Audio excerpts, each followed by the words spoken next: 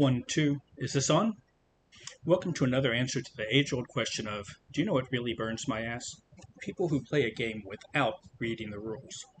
This pet peeve began with seeing portrayals of tabletop role-playing games, especially Dungeons & Dragons, on television.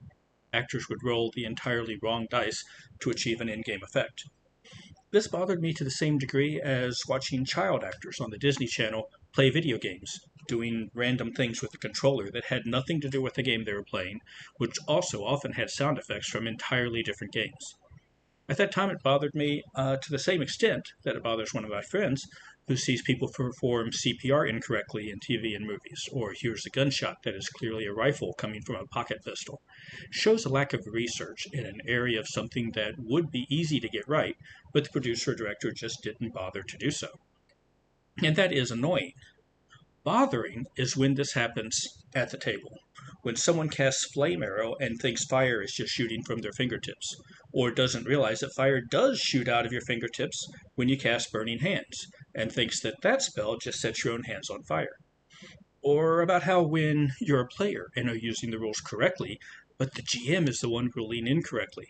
This is incredibly frustrating, because one of the standard RPG rules is that the GM has the final say when ruling on unclear applications. And this becomes especially aggravating when the rule wasn't unclear to begin with. The GM just doesn't know it.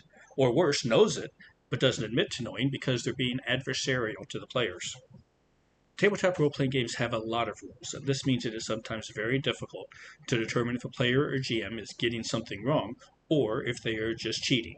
And that way the cool thing in their head happens, or the cool thing that you have built your character to be able to do doesn't happen. One example, in Dungeons & Dragons specifically, is the rogue's special ability Sneak Attack.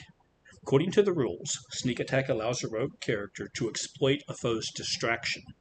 Once per turn, they may deal extra damage that increases as they get more powerful to one creature they hit with an attack that has the following qualifiers. The attack must use a finesse or ranged weapon, the attack must have advantage, and the attack need not have advantage if another enemy to the target is within 5 feet of them, and the attack doesn't have disadvantage. That is all.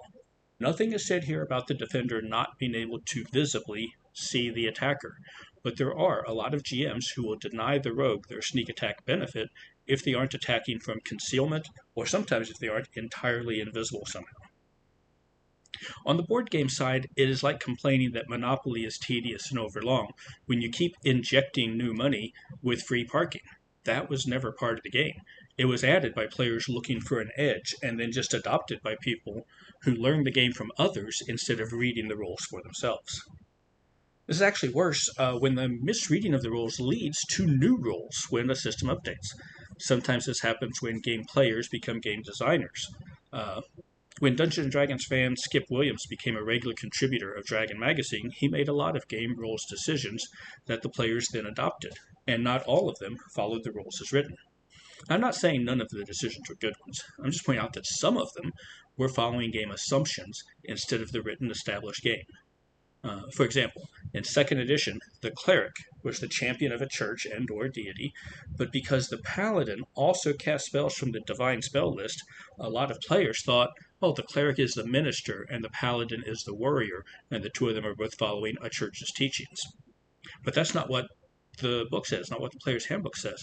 On page 27, it describes the paladin as, quote, a noble and heroic warrior, the symbol of all that is right and true in the world, unquote. It goes on to provide Sir Lancelot and Sir Galahad as examples. On the other hand, page 33 describes the cleric as, quote, similar to certain religious orders of knighthood of the Middle Ages, unquote. It lists the Hospitallers and the Knights Templar as examples. So Williams's recurring article, Sage Advice, redefined the paladin as a holy fighter along the lines of the Knights Templar, which is what the clerics were specifically described as being. And when 3rd edition came out, which Skip worked on as one of the 3 main designers, that solidified the paladin as a character connected to a deity. That's why there have been so many evil paladin character concepts over the last few decades, because of people who thought a paladin's power came from their deity, and therefore asked why an evil deity wouldn't have their own paladins. This is just but one example of someone not understanding the rule, inventing their own workaround to resolve a question regarding that rule, and then eventually the rule changing to fit the misunderstanding, instead of just sticking to the rule as written, which there was no problem with. What examples of rule misunderstandings and incorrect rule adjudications have you seen? Have you also seen examples of an incorrect use of a game rule become correct through sheer force of will? Let me know down in the comments below.